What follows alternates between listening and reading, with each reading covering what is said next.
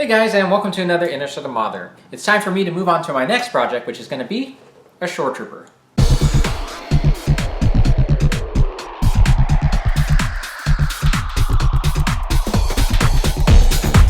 So here we have the Bandai 1/12 model kit of the Shoretrooper from Rogue One. Out of any of the new Star Wars films that have been released so far, Rogue One has been my favorite. It certainly gave us the opportunity to see some variations of trooper armor, one being the Death Trooper, and this one here, the Shoretrooper. So let's go ahead and take a look inside the box. Alright, so all the parts are included in about 4 trees here, and as with other Bandai kits, it comes molded in these colors already, so you don't really have to do a lot of painting if you don't want. This first tree here has all the brown parts, which include the lower half of the figure. And this includes his legs, the hip area, his shoes, and the leather pouches, and so forth. We've got this tree here, which is the biggest of them all, and this has all the parts for the armor. And we've got this smaller tree, which includes all the ball joints, which makes the figure posable.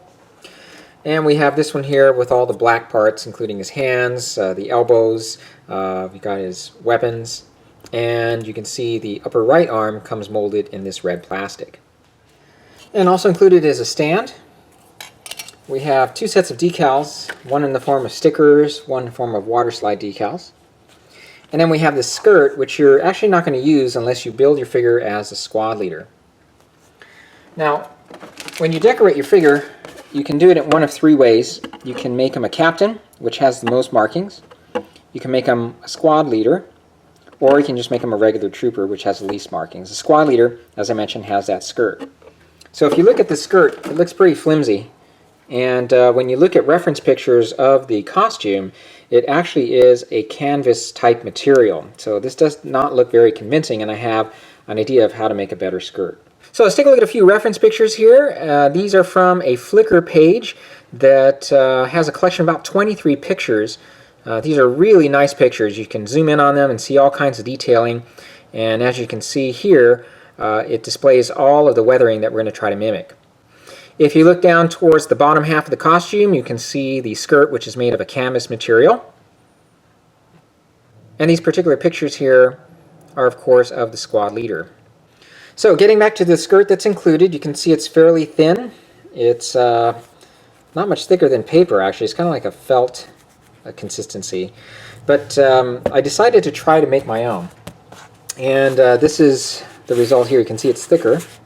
And what I decided to do was take this polyester type material that my wife happened to have a bunch of stuff on hand. And so what I did was I took some fabric paint, which is this tulip paint, and painted it on the material. So let me just go ahead and show you how I did that. So as you can see here, I'm applying a fairly thick coat to both sides and just giving it ample time to dry.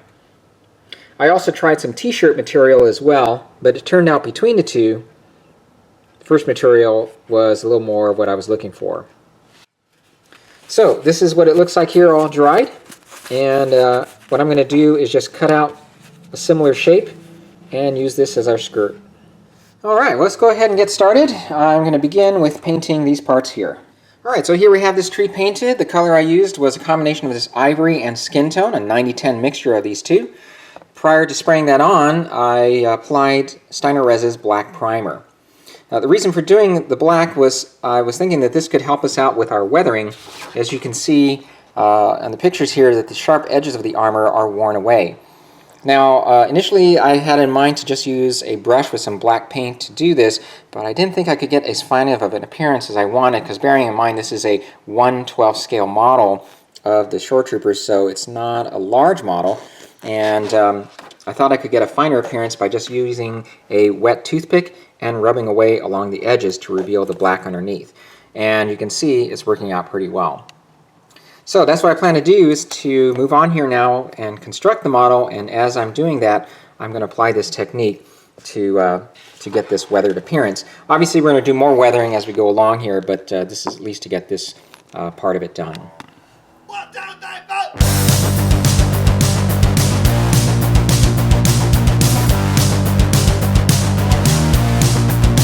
Well, there was a little seam here on the back side, so I had to stop and fix that. So I primed it black now. I'm going to go ahead and reapply the base color.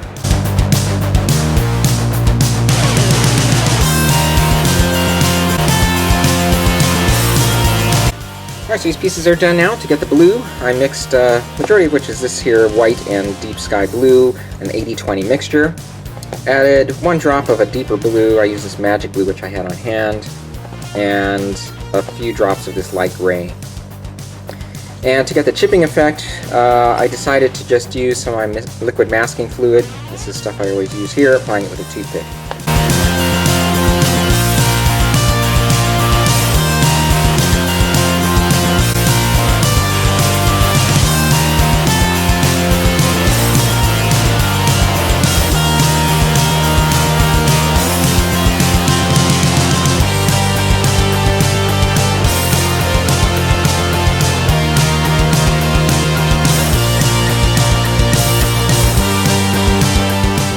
Alright, so I've assembled now this upper half with the middle section. One thing I found helpful was to paint the interior here black, just to be sure that you don't get any light colors peeking through there. It's just a ball joint that you snap into place there. And the other thing I found helpful to create more of the scratched effect here is to use a file to gently just rub against the surface here, and you can see it's giving us this worn appearance along this section. Alright, it's time to assemble the lower half of the figure, and we've got the hip pieces put together here with these black joint pieces. And by the way, all of these ball joints and so forth are made of a softer plastic to allow free movement of those limbs. Alright, so to work on the seams for the upper thighs here, I just applied a little bit of Bondo glazing putty. I find that stuff works really well. And just applied a small amount here with a gloved hand and allowed it to dry. So this is the way it looks like when it's dry. And then to sand it, one tool that you'll find that is very helpful with these curved surfaces and irregular surfaces is this thing here by Flexifile. And you can find this at flexifile.com. And essentially it's just this little tool that you can mount this strip of sandpaper that comes in different grits. This is a fine grit here. And that way it allows you to sand away at these irregular surfaces without filing them down, because if you were to use a stiff file, you'd find that you'll be altering quite significantly the shape and contour of the surface that you're filing. So this allows some give here, allowing it to conform to the surface underneath. Alright, so as you can see, I have the brown pieces painted now and ready to go. For the base color, I used a mix of earth brown. This is from Master Series paint. I typically don't use these colors. I just happen to have this one on hand. I can't remember what I was using it for, but I've had it for a while. But I like the color here, and I mixed it with a couple drops of this red leather. And then for the pouch, it is a red leather pouch, as you can see from our reference pictures there, so I just used Vallejo's red leather for that. And you can see I have the shins and shoes ready to go here. For the shoes, I just dry brushed a bunch of different shades of brown just to make them look worn. And as you can see, for the shin guards, I used the same technique for the rest of the armor. And as you can see, it's a little glossy, and that's because we're going to be using some washes here shortly.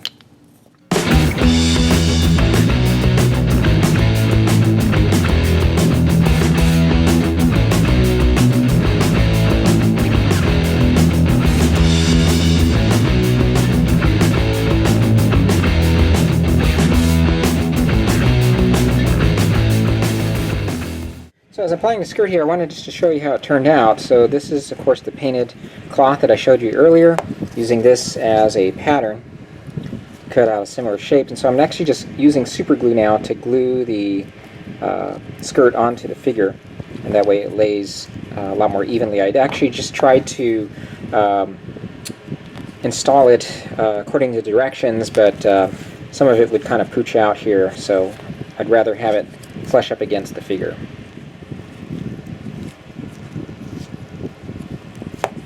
Okay, on the final stages now, I'm going to go ahead and start applying the wash, and we're going to use this stuff by MIG Ammo. So the parts have all been coated with a gloss coat, and we'll apply this stuff here, let it dry a little bit, and then we'll be using some odorless thinner to give us the effect that we're after here. So let's go ahead and get started.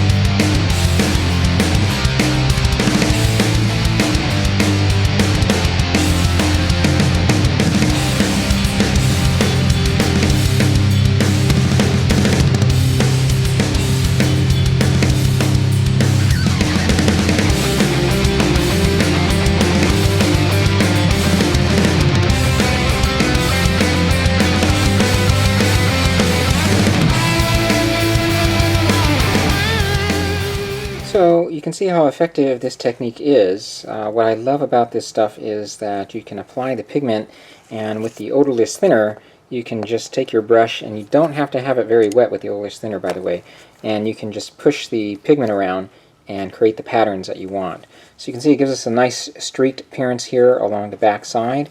We've got these darkened areas here and here, and if you look again at our reference pictures, you can see we've done a pretty good job here of duplicating these areas. Alright, it's time now to create the base, and so I'm going to go ahead and use this earth texture material to create a beach-like display base.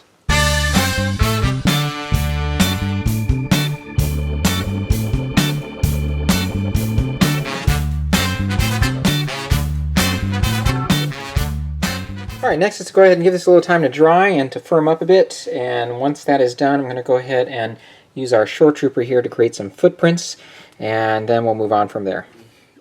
So I'm not sure how good this is really coming out here, but we'll just see how this turns out. So it's fairly soft in the center there. Some places are a little thicker, so I'm just kind of seeing if I can just make some random prints here. And if it doesn't come out, that's okay. Alright, so the display isn't fully dried yet. Some of the areas where the texture material is thicker, it's still a bit soft there, so we have to give that a bit more time. So while I'm waiting for that, I'm creating some palm fronds using these pieces that I have here left over from my Land of the Giants display base. So I'm just trimming them and to make them look like palm fronds. So we'll go ahead and finish this up, and we'll pick up here in just a minute. Alright, so the material now is all dried and set to go, and as you can tell, the stuff it varies in thickness depending on how the material is laid down here. So as it dries, you actually can mold it a little bit, and I was able to determine a pose that I want the figure to stand in, and also figure out where his feet are going to be. So I was able to make these impressions here so his feet look a little more dug into the sand. So the color of the material is a little too yellow for my taste, so I'm going to go ahead and lighten it up a bit and paint it with this Tester's sand color.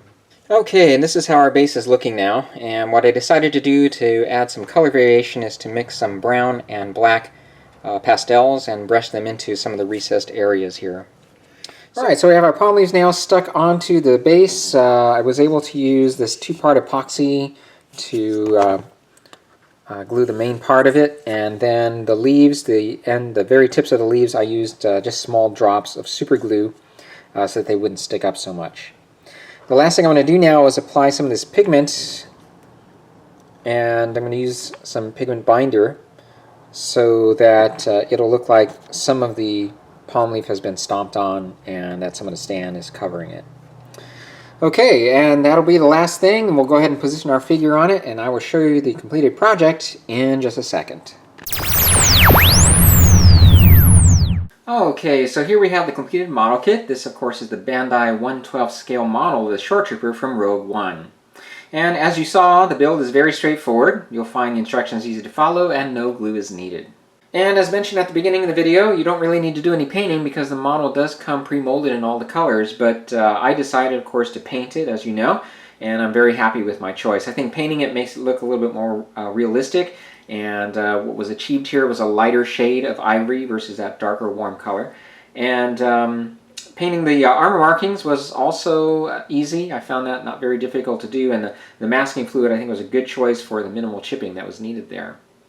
Now, a big part of this build was the weathering, and as you know, I used the Ammo MIG streaking solutions, but I have to forewarn you, there was one thing that happened that was unexpected. It ate away at the soft plastic that's provided for the joints. So if you recall, the joints are this very soft, pliable plastic. It's the black pieces that are the ball joints, and that stuff does not interact real well with those MIG ammo solutions.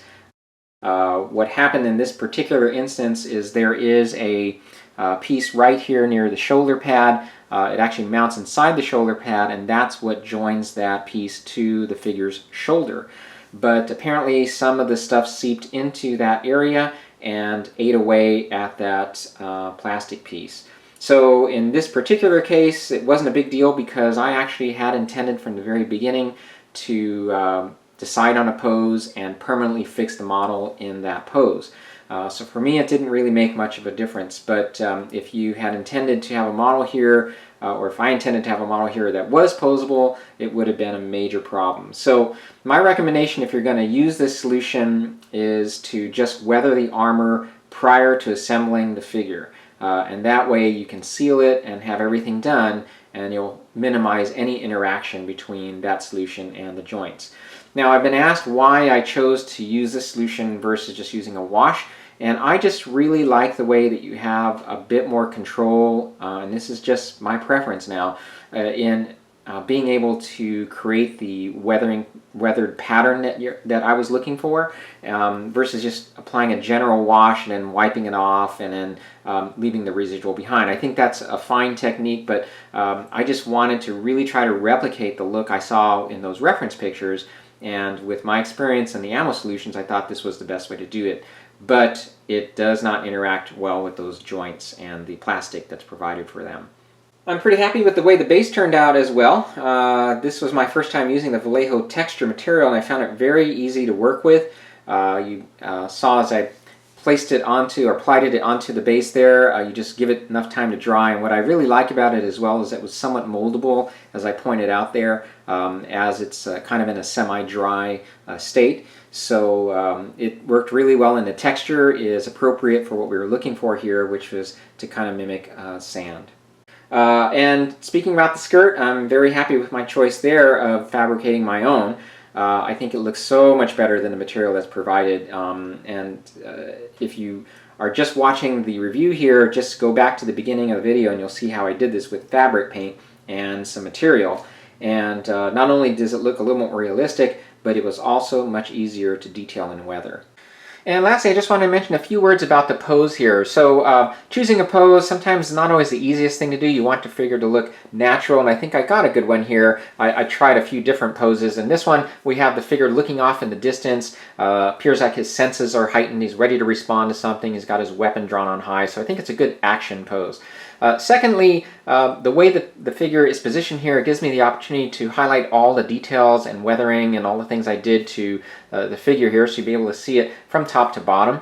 And lastly, I think it also conceals the weakest part of the model, which are the joints. Now obviously the figure is supposed to be posable, so they are what they are, but we've got the arms raised up a bit here, so it conceals the shoulder joints a little bit. The legs, there's not too much you can do. Obviously the knees are pretty obvious there, but at least the hip joints are somewhat concealed by the skirt. Alright, so that pretty much does it here for this project. I hope you enjoyed following along. If you have any questions, feel free to contact me at interstellarmodeler@gmail.com or leave a comment here on my YouTube channel. Thanks again for watching, and I'll see you in the next one. Take care.